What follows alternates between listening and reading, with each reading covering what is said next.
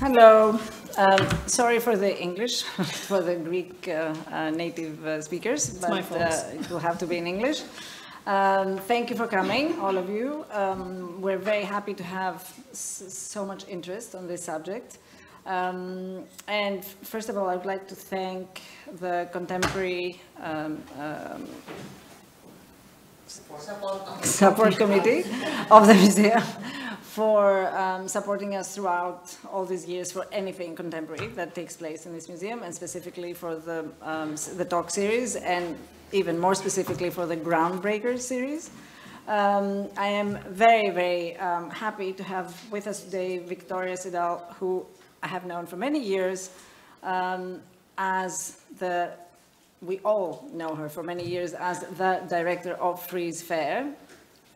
She's considered one of the most influential people in the art world. She is also a lovely person in the art world, which is also very rare. It was, when I was thinking of this, you know, people have done very different things, new things in the art world. Victoria was one of the people I thought about quite quickly, because we were all very impressed when we heard that after many years of being the director of Frieze, she decided to take on a very different initiative, which had to do with the climate issue. Before I go into this, I will just very briefly read a little bit about her bio, for those of you who don't know her. Today, Victoria is on the board of Frieze, but she had been, as I said, for many years, the director. She is now also working as a strategic advisor to museums and related art businesses or businesses, and putting a huge part of her energy as an international advocate for a more sustainable art world. In 2020, Victoria co-founded the organization that we're going to talk about tonight, which is called Gallery Climate Coalition, a charity and membership organization for the art world, which has by now over 900 members. 1,000 as of this week. Oh, okay, we're going up. In 42 countries, all of whom have committed, because this is one of the main focuses of the organization, to reduce by 50% their emissions by 2030, which, when we read it, we all think, oh my God, this is very difficult to do. Victoria is a trustee of the Gallery Climate Coalition. She's also chair of the board of Studio Voltaire, another very loved institution, a non-profit gallery and artist studio complex in London. She's also a trustee of the Ampersand Foundation, another great foundation, but I'm not going to go into it because we don't have enough time. She is someone who's so active in so many ways, and we could have, I don't know, 5 different lectures about the things she has done and will be doing. But tonight we will focus on the climate side of things. So, first of all, could you just explain to us a little bit what exactly is the Gallery Climate Coalition? Of course. Well, firstly, good evening, Kalispera. Thank you so much, Aphrodite and the Cycladic Museum, for inviting me to Athens to talk about this very important topic, and thank you to all of you for coming here tonight to listen.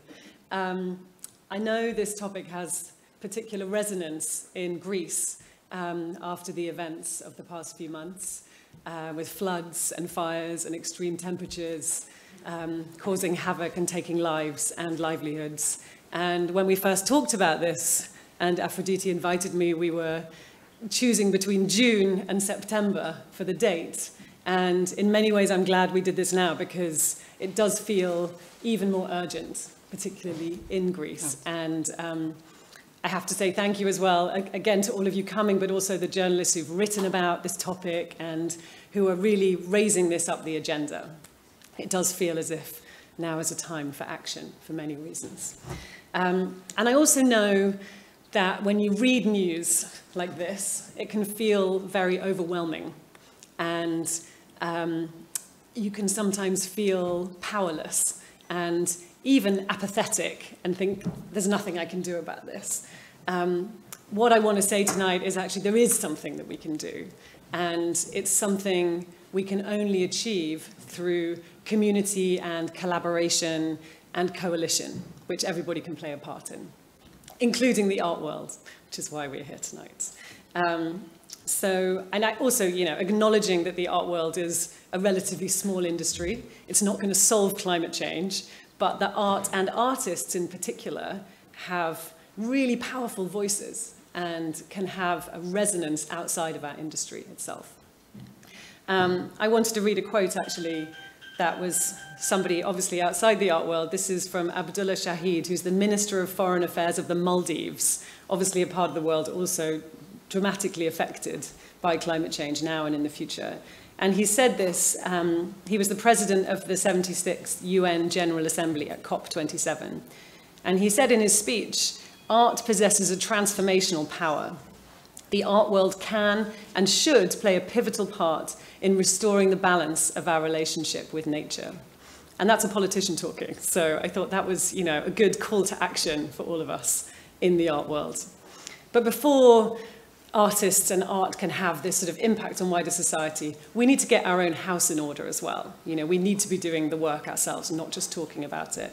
And that's where the idea of Gallery Climate Coalition came in. It's to bring this kind of optimism, community, and actions, practical resources to actually make a difference to what we're doing. And can I just interrupt you, because I think I read somewhere that you said that actually you decided to start this whole thing during COVID. Yes, with some other friends from the art world, like. So some background.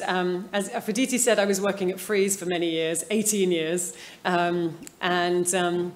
this was, a time when we were putting on big international fairs, encouraging people to travel all around the world and ship things all over the world. And there is something wonderful about that. There's something wonderful about bringing art and people together, and there's a magic that happens when you do that. But we were also thinking, how can we do this more responsibly? And actually, the first carbon audit at Frieze was done in 2010, I think. So it was a long time ago. This was, 13 years ago. And in 2011, Matthew Slotover, who's one of the founders of Frieze and who's very passionate about this subject, published something called The Green Guide to the Visual Arts. But this was in 2011, and I don't think anybody read it. It was just too early, But by 2019, this was something that was becoming, I think in 2019, it was like the pinnacle of art world travel, fairs, exhibitions, everybody traveling all the time. It was crazy, we didn't stop. And it was also a moment where stories about climate change were coming up the news agenda and becoming more and more part of the conversation. And so a group of us started to discuss, what can we do about this as an industry? And of course, in the art world, there are a lot of individuals, small businesses. It's not, a group of huge companies. It's mostly kind of small galleries or artists. And so we realized it required a coordinated group of people, a kind of coming together and forming this coalition. But really, it was COVID that allowed it to happen, because this conversation we were having in 2019 and the beginning of 2020, suddenly there was lockdown, and we were able to meet online every week for 6 months because we were all stuck at home.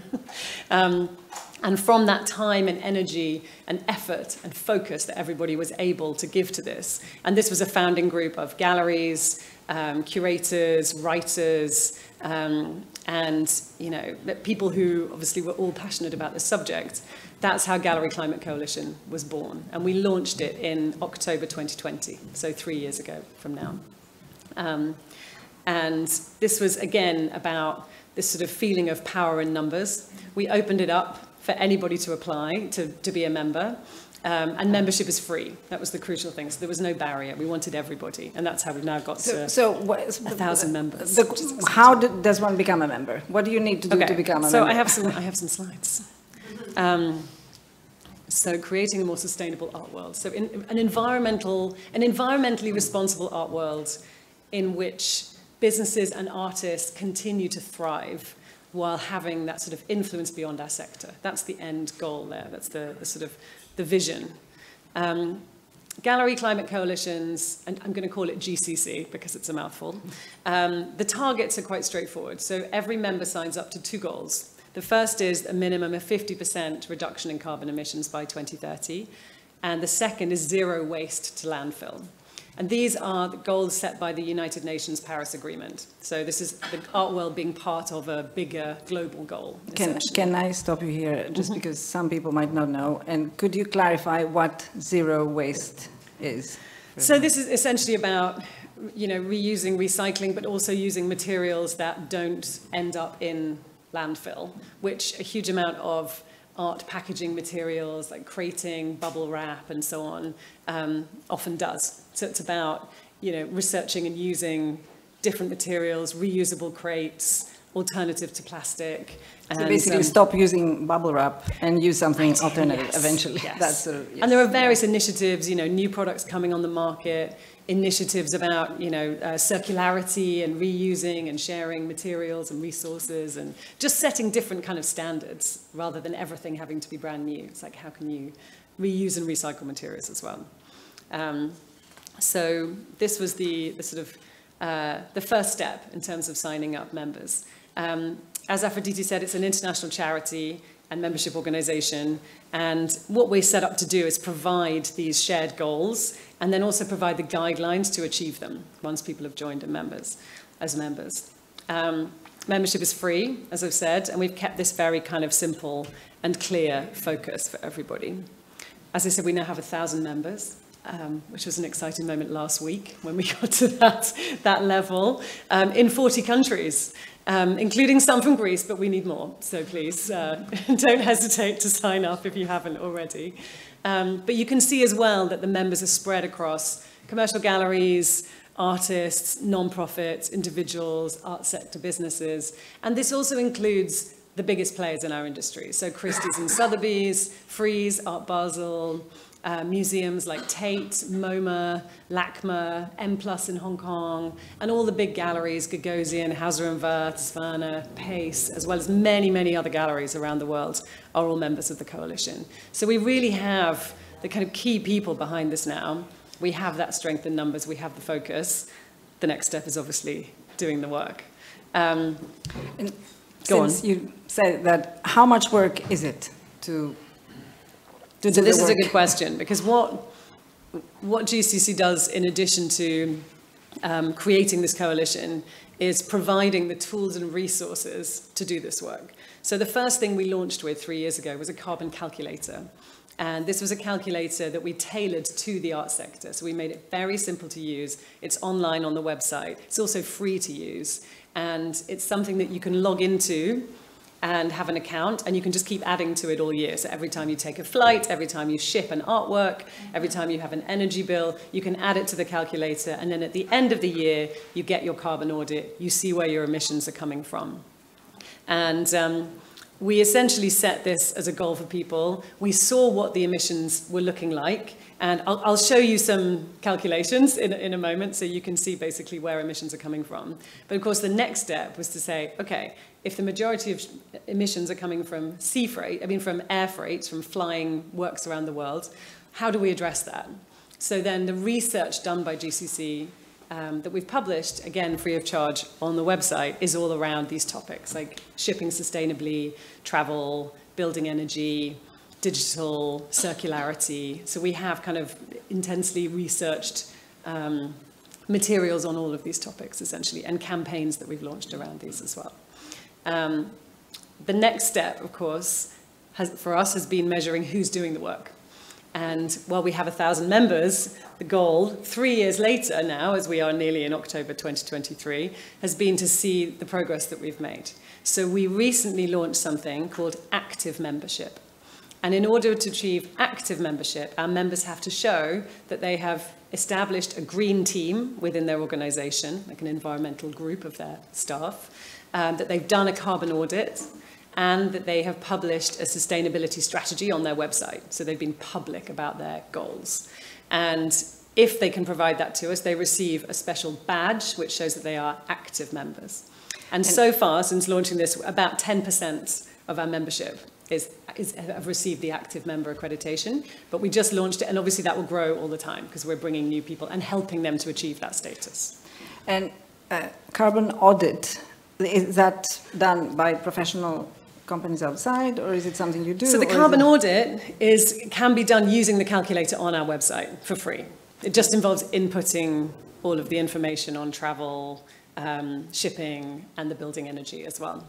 So we encourage people to do it themselves on the website. Some of the bigger businesses want to pay an external consultant to do it for them, which is totally understandable because it becomes a bigger job with a much bigger business. But for a smaller business or gallery, the GCC carbon calculator is set up to allow people to do it themselves without creating any extra cost. I think someone asked you in one of the interviews, like, how can we know that this is correct? And of course, I think you said that if this is an exercise that is not done by all of us to achieve this, obviously you can lie, you can, but this is obviously such a, you would accept the data even from other companies because we're all trying to achieve the same thing. Exactly. Here, yeah, and this is really, we're not sort of policing this in a sense. Yeah. We're trying to give people the tools and inspire them to do the work, essentially. Because I guess just starting with the first phase of doing your calculations at the end of the year and seeing how much what is your footprint and which are your worst areas is already a first step. Absolutely. And, knowledge is power. It's until you know where emissions are coming from, it's very difficult to address them. So yes, I will come on to showing you some examples because it's interesting to see, I think, and interesting to see the difference between different types of businesses. I wanted to mention this as well. We have volunteer teams working in different parts of the world on behalf of GCC. So we have Berlin, London, Taipei, Los Angeles, Italy, Spain, New York. So these are groups of galleries, artists, conservators, curators who come together regularly in these cities to discuss these issues. Because what we found is that the solutions in one city might be quite different to another. And so local knowledge is really, really important. The challenges are also different in different places. And also this is something that needs to be rooted in each community. We don't want to sit in London and tell everybody, do this. It has to come from each community. Again, it would be wonderful to add Greece to this list. So if anyone feels inspired to start a volunteer group, see me afterwards. So on to carbon audits. I have Hauser and Wirth carbon audits to show you, which they kindly shared with us. Actually, this is 2019. They have just submitted the 2022 audit, so I will update this. But they look fairly similar. Sorry, the text is small, so I will explain how this breaks down. You can see the total tonnage in the middle, but essentially the blue section is shipping. So that's shipping of artworks. And the majority of those emissions will come from air freight. And again, I'll come on in a moment to the difference in emissions between air freight and sea freight, for example.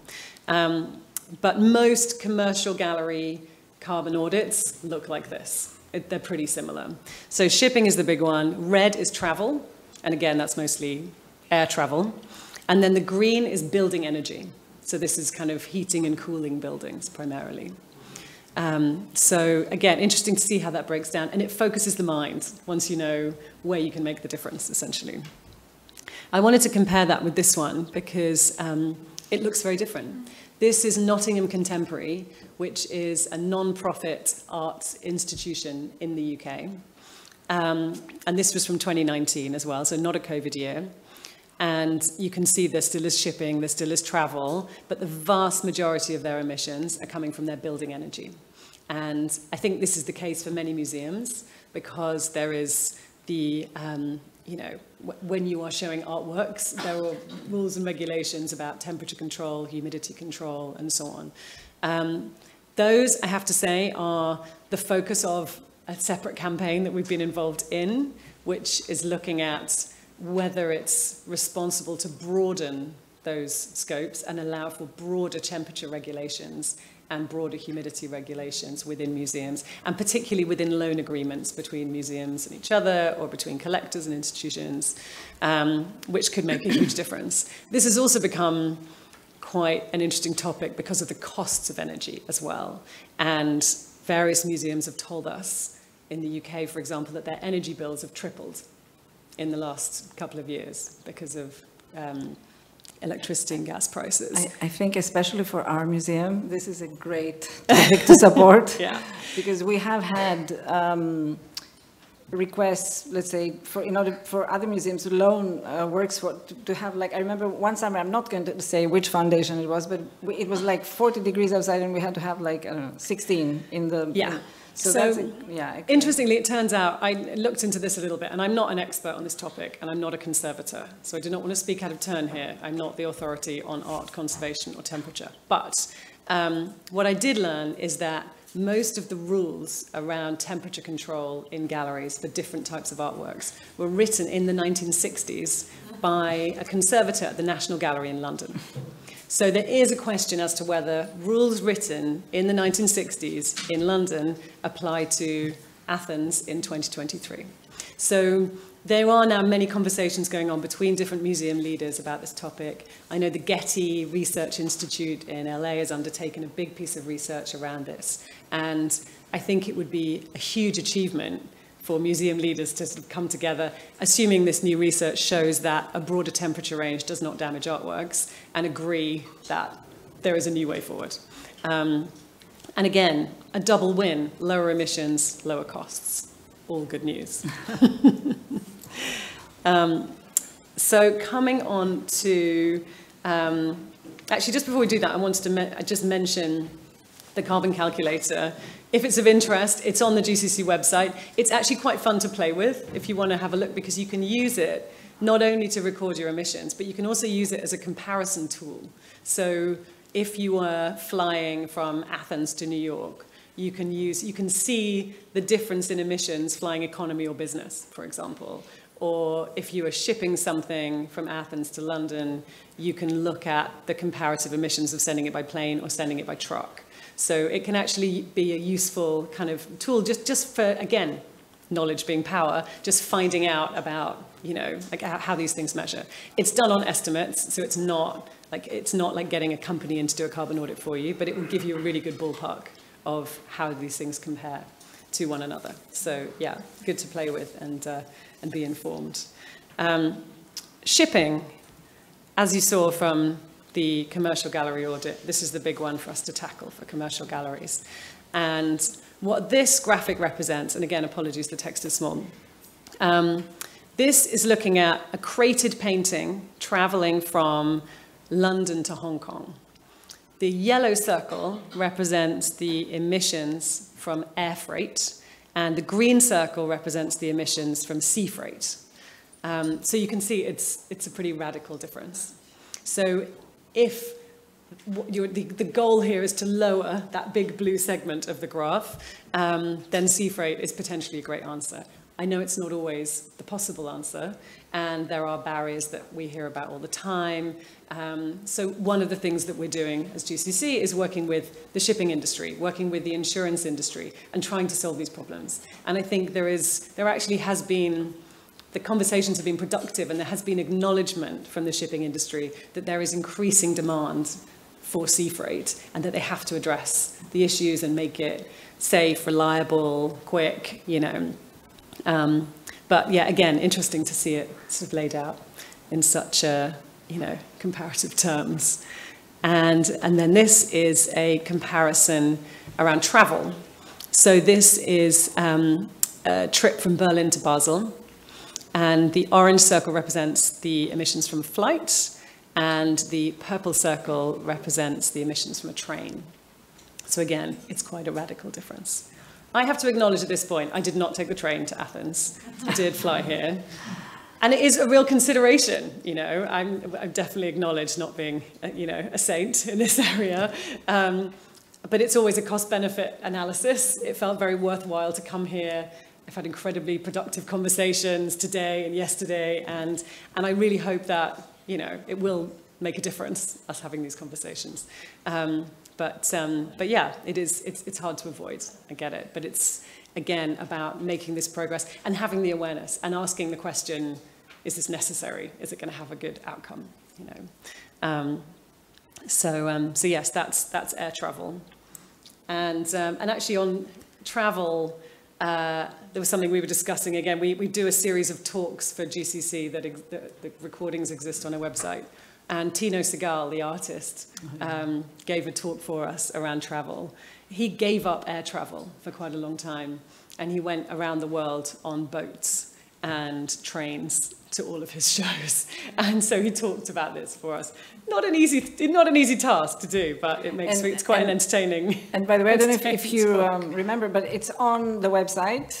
You can read an article that, it's an interview or an article that Tino wrote. It's quite interesting because he says that after a year, he had to then consider other things, that by taking the boat, he was causing all other kinds of problems in biodiversity. And, you know, it's not an easy way out. And eventually he ended up using some planes because, for example, a bigger plane has a lower footprint for each person. Yeah. So if eventually, and we hope they will, a bit like, you know, the way now every box of food has a calorie count. Mm-hmm. If everything has a carbon count, then you can decide to take another flight, you know, a little bit later because it has a lower, which is what he's doing. He has his team basically researching the emissions of every plane, and he chooses the right plane, which is probably better than taking the boat, which is good news.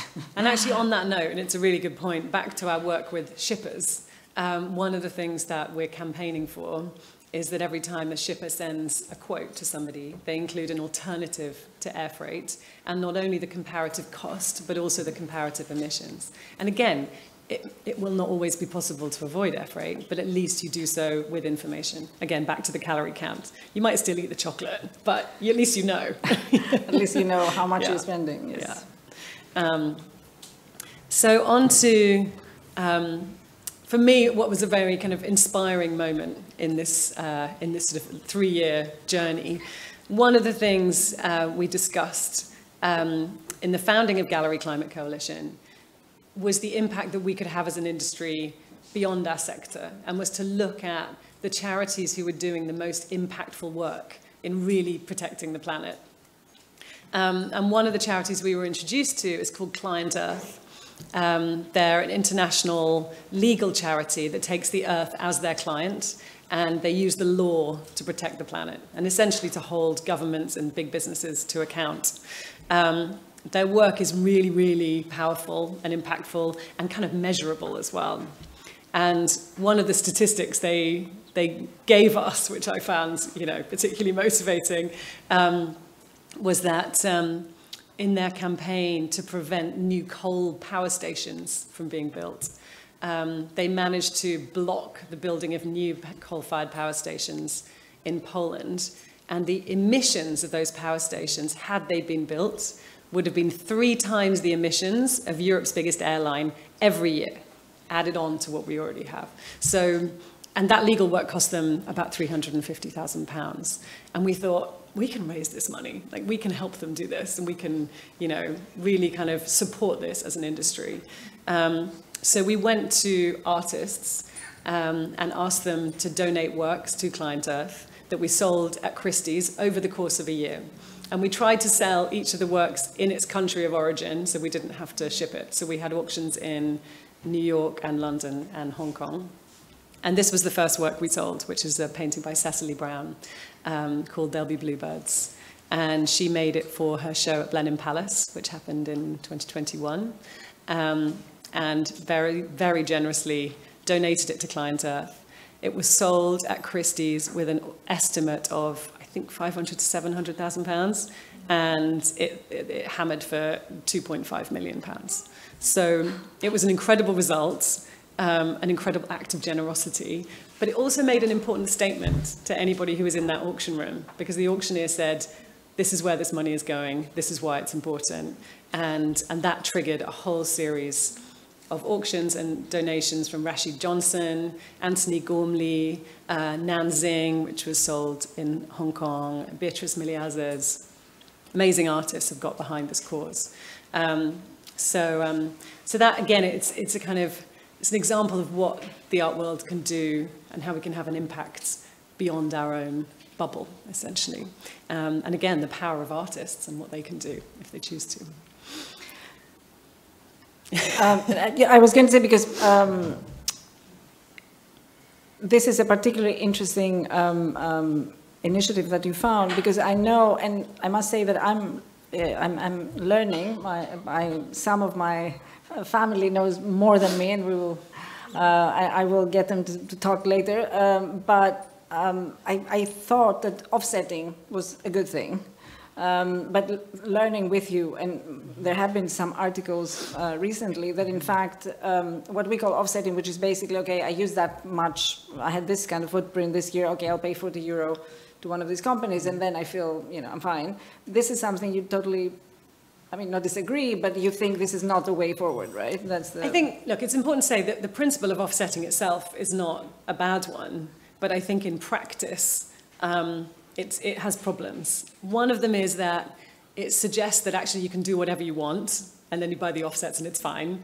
And actually, you know, from speaking to people who work in this area, environmentalists and so on, the key thing is actually reducing. You know, so the emphasis has to be firstly on reducing. But of course, we're all going to have a footprint. Every business will have a footprint. Every human will have a footprint. So what does it then mean to be a responsible business or a responsible individual? So what we recommend is, it's kind of an alternative to offsetting, which is called strategic climate funds.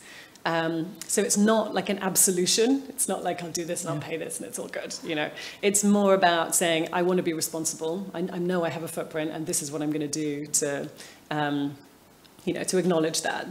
And we have a number of charities we recommend that we've done the kind of research on, that we think do amazing work and are great to contribute to.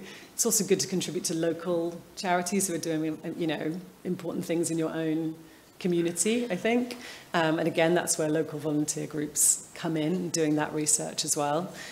Something I'm working on at the moment, which will launch later this year, is another charity, which is, it's for businesses in the art and music industries to be able to pay strategic climate funds, getting overexcited, to pay their strategic climate funds into, and the money will then be granted out to the leading charities who are doing amazing work in tackling the climate crisis, but also industry initiatives, like the initiatives that are helping the art and music industries reduce their emissions. So that will be in a few months' time, in our next talk.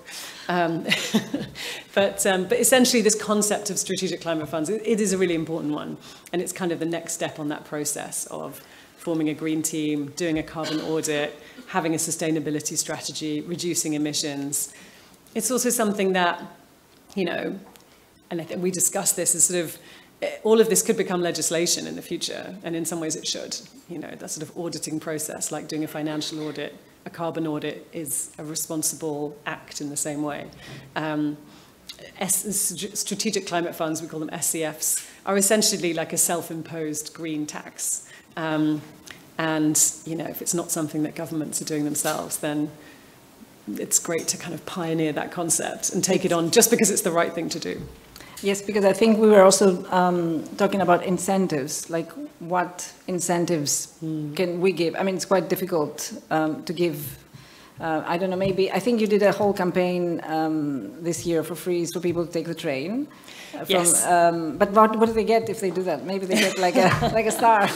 So we will have actually, if you come to Frieze London this year, you'll see that all of the gallery signs will say GCC. So all of the member galleries will have GCC printed onto their signs, which is just a first step in acknowledging like this is something that we put a stamp of approval on and encourage, and maybe people ask a question and ask what that is. It spreads the word. Galleries might think, actually, we really need to do that too. So it gets more people behind that movement, essentially. We did a Take the Train to Basel campaign through GCC in June. We have the Take the Train to Frieze campaign going at the moment. But these are in partnership with the fairs. So the fairs are promoting it to all of their visitors, everybody coming. And obviously, not always possible, but it's for the people who are thinking about it and just sort of putting that in their mind. And this becoming just part of every conversation, essentially, and part of every decision. We can give them the special preview if you take the train. I know it's very, and actually this is one of the questions that a lot of people, questions have been telling me as we were discussing this talk approaching. It's that it's not also the same for a small gallery to have the same goal as a big gallery. So a small gallery, let's say, that is one person with a small space that needs to travel all the time, might do a pie chart now and have like a huge travel percentage, but they can't really do their business without doing that. Well, I assume that a big gallery could, I don't know, ask their directors not to travel as much, or I don't know. I mean, is it possible that... Yeah, and that's a really important point. I think the goals that we are sharing as GCC members are industry goals. We're trying to make these reductions across the industry. I think another point along the lines of what you're saying is it's not also fair to say to a young gallery that's just started out, you can't grow because you have to reduce your emissions. We have to allow for, you know, galleries to sort of build their business and grow and hire more people. So there is, but even within the kind of the UN guidance, there is allowance for that, for small businesses to grow. And I think, look, if you look at the numbers in the emissions between a big auction house or a big art fair company or a big gallery with branches all over the world and a small gallery, it's such a huge difference, you know. And so if we're really focusing on where the emissions are coming from, then yes, of course, the big businesses have far more scope for reduction than the small ones. And often these things are bound up with cost as well. You know, it costs less to fly economy than it does in business. And so the smaller galleries are less likely to be spending a lot of money and flying business, or, you know, maybe they choose sea freight anyway because it's cheaper, not because it's, you know, more environmentally friendly. But the two things often do go hand in hand. It's the only thing that it's the right thing to do is also cheaper, which is often the case. Yeah, yes, often, which is good news. Not always. And again, a whole other subject is fairs, biennials, big blockbuster exhibitions. Is the world going towards, I don't know, thinking hard about this? Should we be having few? I mean, I know there isn't no should because these are businesses, obviously, but is that something that we should think about and address? I mean, are these big fairs, let's say, old-fashioned now, and the big biennials and the big exhibitions? It's a good question, and I think the world has changed, the art world has changed to the extent that there is no longer one thing that everybody has to be at. And it did feel like that 10 years ago, that there were these events that literally it was a traveling circus and everybody was at everything. And I think it's so global now that that doesn't necessarily feel the case. You know, there are different fairs in different parts of the world that kind of focus very much on the audiences in that part of the world. During COVID, it was interesting because I was still running the Frieze fairs at that time and wondering what is going to happen when we're allowed to do fairs again and travel. And there was, you know, we'd been doing things online, galleries were doing a lot of business online. There was a question about whether fairs would be the same again. And then when we could eventually put fairs on, the joy of people being in the same room with each other and in the same room as art was really palpable. And the enthusiasm with which people returned was really fascinating to me because I really wasn't sure that would be the case. But there is a magic that happens when you put people and art in a room together. So there is, you know, they play a role, they really do. But the question I'm more interested in is, how do you do these things more responsibly and mindfully and not this kind of crazy rat race of trying to be everywhere, doing everything, and just mindlessly shipping things all the way across the world? Like just thinking about how we do these things better, essentially. And I think you were saying yesterday that a little bit like the way, I don't know, slowly people started getting conscious about, I don't know, wearing the wrong clothes like furs, or it is, I think people are starting to feel, even though a few years ago, it was like a credit that you go everywhere for your artists or for your clients or for the fairs. Or I think now people are getting, like they start apologizing, I came all the way here because I really need to come because I had, So I think people are already starting to think, right? I agree. And I think, I used to see people showing off on Instagram saying, I'm going here and I'm going there and I'm traveling here. And that happens less. I think because people know it's not a great look to show off about flying all over the world or taking a selfie on a private jet. Like it's, that used to be something that people would show off about, and I think now it's not. And again, it's just, and that's why, again, I feel kind of optimistic about this, because I think it's about this sort of cultural change and behavioral change and attitude change, and it is happening slowly. So it must be, even though, yes, I know that fairs will continue, it must be a little bit difficult for you being in sort of at a fair, at the board of a fair, and on the other side. Mm-hmm. I mean, is it a fight for art fairs to make changes, or? I mean, look, for art fairs, and that's obviously the business I know well, having been at Frieze many years, there is the footprint, the carbon footprint of the event. And as an example, when we did the first carbon audit of Frieze London in 2010, what it showed is that the biggest part of the footprint, the carbon footprint of the event, was the diesel we were using in the generators. So we were burning a lot of diesel for the power, basically, because we're in a park. And we were told by the people that did our carbon audit, the biggest change you can make is going to be switching to a renewable form of energy. And we experimented with a few things over the years, not always successfully. But actually in 2019, there was a big breakthrough when a new product came on the market called Green D. It was like a form of biodiesel. And we switched the London fairs to biodiesel that year. And it reduced the overall footprint of the event by 60%. So our emissions went down by 60% from that one change. But again, had we not done the carbon audit, we would never have known that we could make that change. But of course, that's the event itself. That doesn't take into account everybody else's travel and the gallery shipping and so on. But I think what you can do as a fair is influence. You have this platform, you have this mailing list, you have this attention. Everybody's eyes are on you for that week. And so the question is, how do you then use that to influence behavior and, create positive change? And it can be through content and artist, involvement as well, I would say, rather than just the nuts and bolts. It's a combination of the two. And I think, I mean, it's amazing that it's already happening. Like, from what we understand, because that was the other question. Like, how difficult was it? I know that you got all those members, but was it like hard work? Was it? Did you have to convince them? Do you think it was easy for them to become members? But now the hard work will be for them to become active members. Are people sort of really anxious about this, really wanting to do something, or do we need to put rules and initiatives and taxes and for people to change behavior, you think?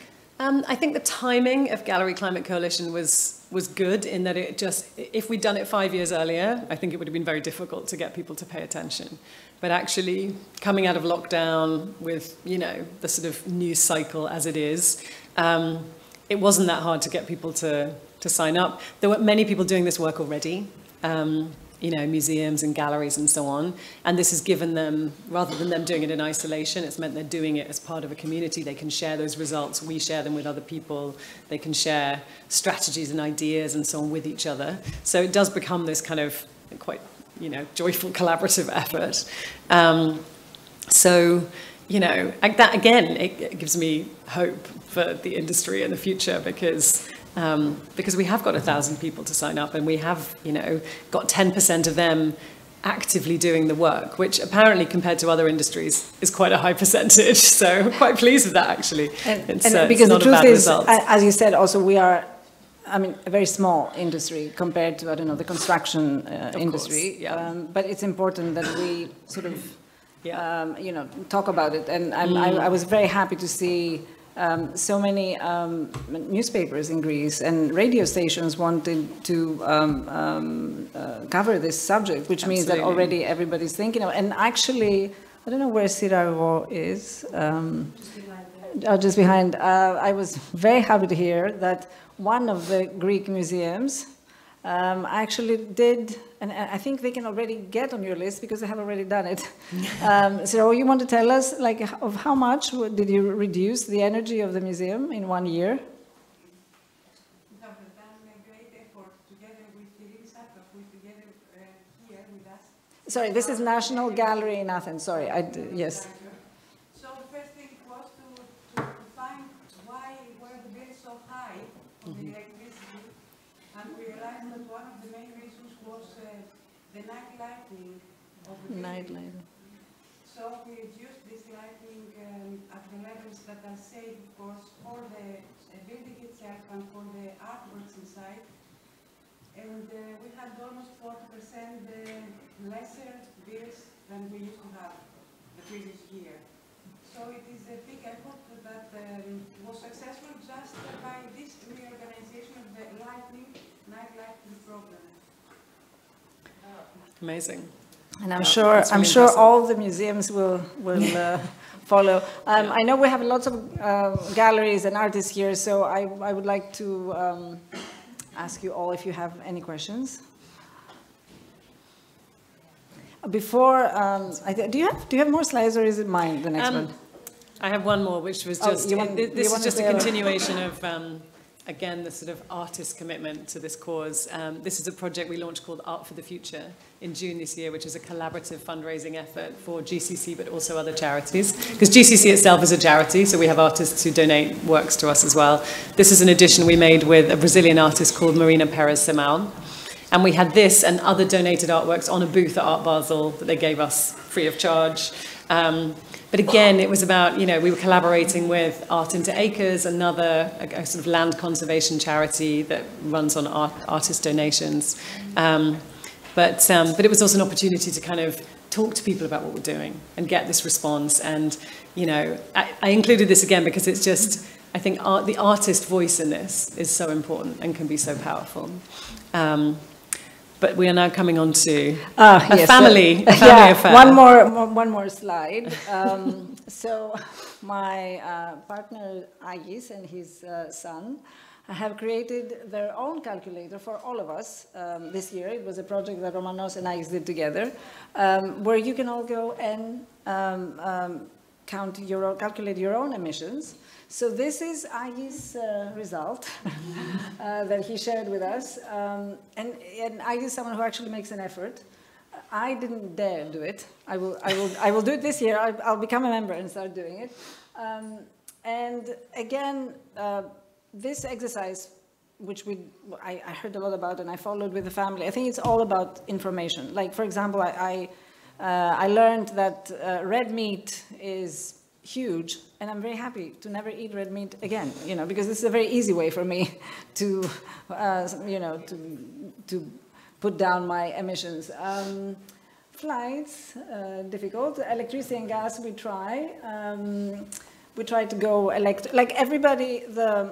I think the optimistic side of things is that everybody can make a difference a little bit, like we can all try to do our own lives and our own businesses and our own, in a way, and of course the museums to make an effort. And I think, as you said, it's not only about just paying for our guilt, but actually really thinking hard before we make decisions.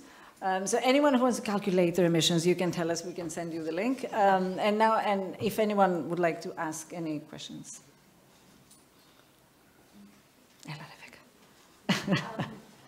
Rebecca, come here. Thank you for this. What I think we should focus on from everything you said, obviously everybody trying to reduce, but it's making people understand, and then it will become natural, because I find, because I'm actually obsessed with recycling, I even got hens at some point so that I wouldn't throw anything away from the leftovers. And I find the most difficult thing is for me to explain to people how important it is, and I can't convince them.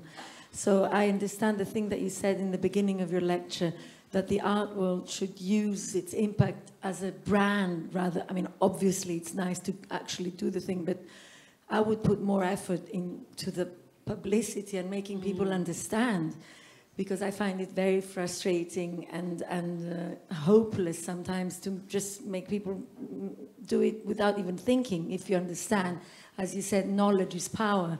So maybe focus a lot on the spreading that's my yeah. No, thoughts. it's a really good point. And, you know, as I was saying, this is about kind of cultural and behavioral changes where it just becomes second nature. You don't even really think about it. It's just a sort of general awareness that everybody shares, because it does have to be a community effort. It can't be one person kind of fighting away on their own.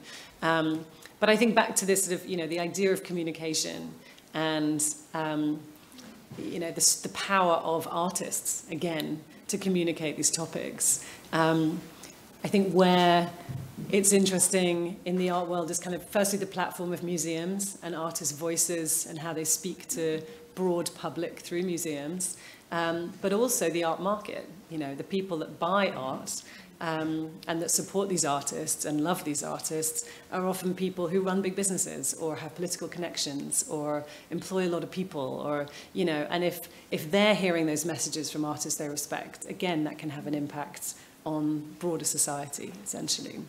And I think ultimately, you know, the sort of dream here is that this is not individuals and businesses and sectors trying to do this themselves, but that it's a legislative change. You know, this should come from government. It shouldn't just be on us to solve this problem. It's a huge problem. But the more we care about it, the more we talk about it, the more politicians will hear about it and hopefully respond. But yeah, you're absolutely right. It's about sort of, you know, it becoming second nature.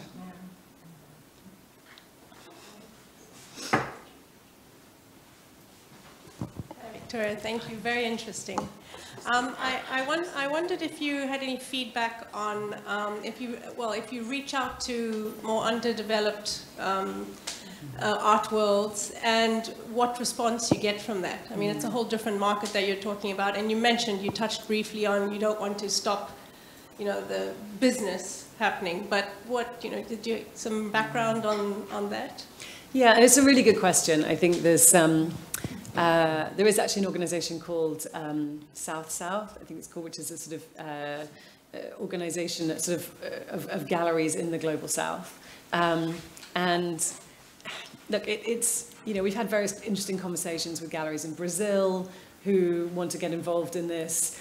It's not something we've pushed because I think it is, again, it's not for us in London to tell, you know, galleries in the Global South how to behave, who have an entirely different set of issues to contend with, essentially. It's also something that, you know, a lot of these volunteer groups and members, it's grown quite organically. So, for example, you saw we have a group in Taipei. That was not us going to Taipei and soliciting a group of volunteers. They came to us and said, we want to do this. We said, great, and we'll support you and we'll give you the information. So it's a good question, but I think as with climate change overall, the majority of the emissions come from the Northern Hemisphere and the majority of chaos is wreaked in the Southern Hemisphere. So it's sort of, I feel like it's you know, Europeans' responsibility to just get our own house in order, as they say, and do this work.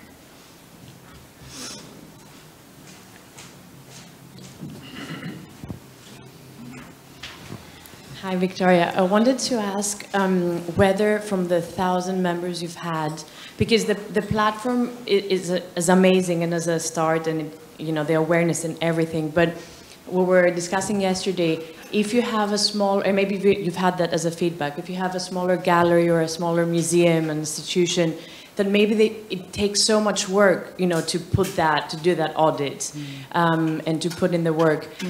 Is there, through GCC, some kind of help that you can, not to bring specialists, but for that specific institution or gallery to be able to help them, you know, tell them to give an advice of how they can make reductions, or how can they, to help them, just give them a guideline? Because you mentioned yesterday this great example with MoMA. I don't know if you want to mention that, how, you know, just to give them a guideline on how to reduce their maquettes or their plinths and how that helps. I think that, you know, if there's a way through GCC that they can, quote unquote, come in to each institution and say, either we can help you through these things or through, you know, someone putting all of these numbers in the platform. I don't know if you've thought of that next step. So we have, we've run various workshops online that everybody's free to join about sort of like forming a green team, doing a carbon audit,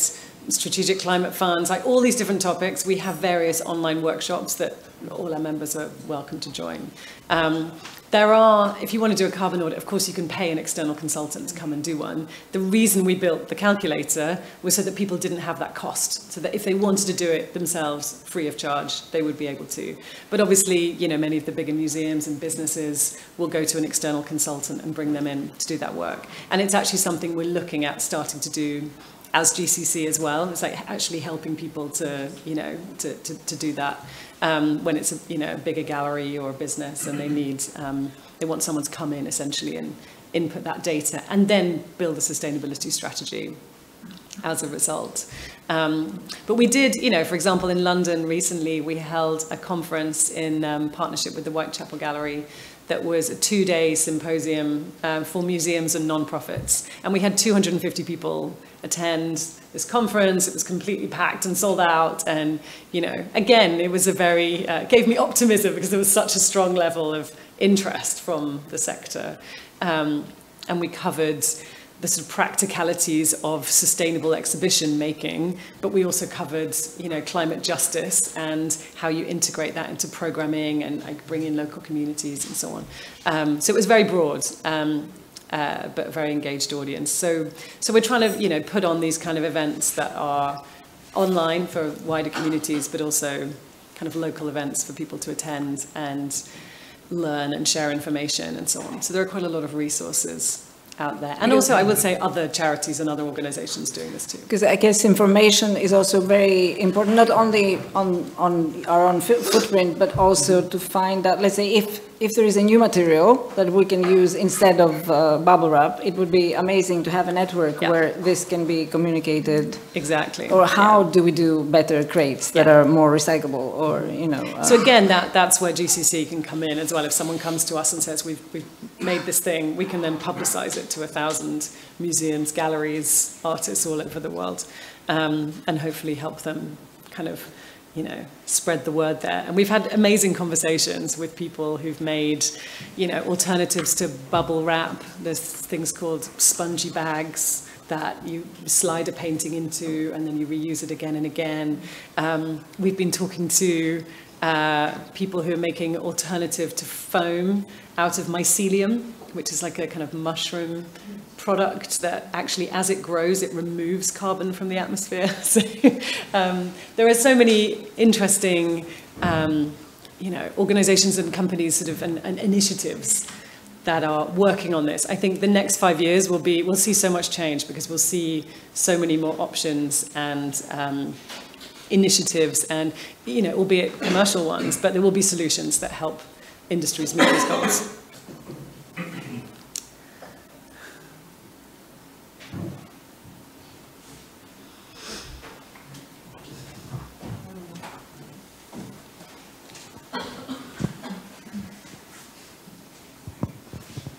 Hello, Victoria. Very interesting, and thank you for sharing this information with us. If you will allow me to make a suggestion concerning the carbon dioxide emission and comparing the shipping between sea and air, I couldn't help thinking that since Greece has many ship owners, it might be a good idea approaching some of the board members, and maybe you get some sponsoring from there, and also get some active members. Yeah, I think it's a great idea, and I was talking to somebody about this today, about the coincidence of being in Athens giving this talk, which is obviously the home of sea shipments. But it's also, you know, it's an opportunity. You know, this is something that, you know, the art shippers are telling us they get more and more requests and demand for sea freight as opposed to air freight that they can't always provide, and the conditions of sea freight aren't always as good as they need to be, or the insurers are concerned about insuring. It's like, this is a problem we can solve, you know, and it's an opportunity for sea shippers. So yeah, if anybody knows ship owners in Greece, please send them our way.